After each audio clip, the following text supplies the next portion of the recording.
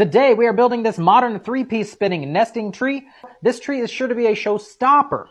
I begin by cutting off a 5.5-inch piece from my 1x6. This we will need for the base. Rip your material down to 1.5 inches. At 1.5 inches, the trees don't quite spin all the way around on their own. If you did choose to cut it down to a 1-inch material so that your thickness wasn't so thick, they would spin freely all the way around. Set your miter saw to 22.5 degrees and create your first miter. Then set the saw to 45 degrees, cut off a 5 3/4 inch piece. Set the miter saw back to 22.5 degrees. Flip your board and then cut the second side to 4 3/4 inches. Flip your board again. The bottom is then cut to 2 7/8 inches. Repeat these steps to cut the outer and middle tree. It's a little simpler for me without all of my equipment in the way. Now we're just going to find the center of our bases and the very bottoms of our trees. To do that, all that we really need to do is take one of the bottoms, take a longer board, and then use that as a guide to find the dead center. You guys sick of Christmas trees yet? Me? Nah, never. There's just too many cool ones, you know. That's why we built so many. So then find the center for all of your boards and go ahead and drill them out to the same thickness as your dowel rod. Oh, the weather outside is actually pretty nice out. It's pretty warm. If you guys want to leave your bases square, since these do have pretty sharp edges, you could do so. I used a hole saw for this one, just a 3.5, and cut it out to be round, and then drilled out the spot for my dowel rod. Additionally, I did go ahead and take my router and just gave it a little bit of a trim around the edge just to class it up a little bit. For that, I just throw some 3M tape on the back of it, stick it down to the counter, and then run my router around it. Make sure you guys are running your router in the correct direction. If you guys are doing an outside router, you will go counterclockwise. If you're doing an interior router, it will go clockwise. Otherwise, it's likely to skip. Did that on me the other day. Terrifying.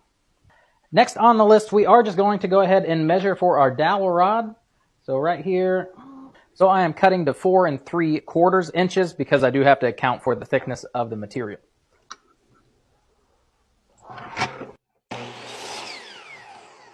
Mine have been like this for a little while. Go ahead and organize all of your tree pieces just so that they nest and you make sure that everything fits together before we get to this step, the gluing and nailing stage.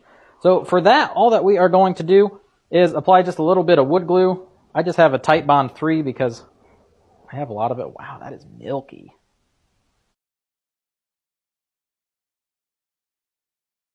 Little bit of wood glue on there, and then go ahead and put your two pieces together.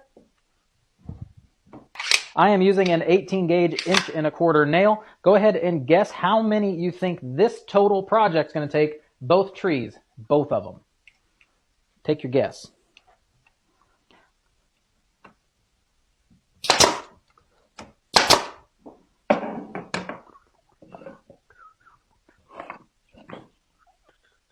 For this, make sure you're gluing the right end. I've been known to glue the wrong spots.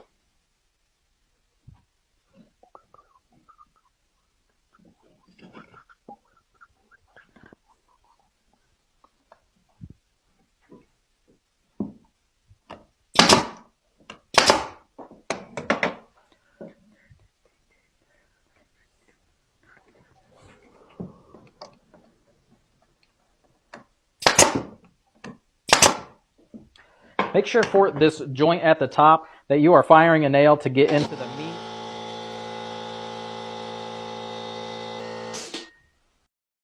Hello.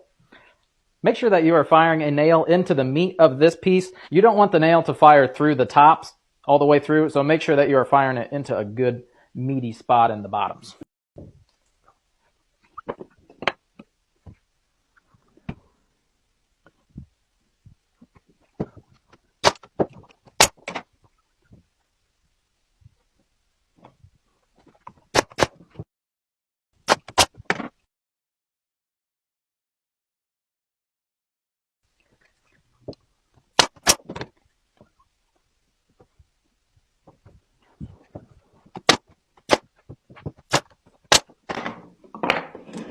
There. Oh, that's what I'm talking about right there, guys. Right there. Got me. So I did take the liberty of nailing this guy together. You'll see the updated count. This is not nailed together, the dowel rod and stuff. This is all just sat in the bottom. But this would be pretty much my spacing as to what I want these to look like at the end. Now, if you wanted to, you can leave them as 3 separate pieces. If you wanted to display them on their own and take them on and off of the stand, you could do that so that, they kind of stack up like you were a 6-year-old and you were playing with that weird little toy thing. Maybe 6 years old is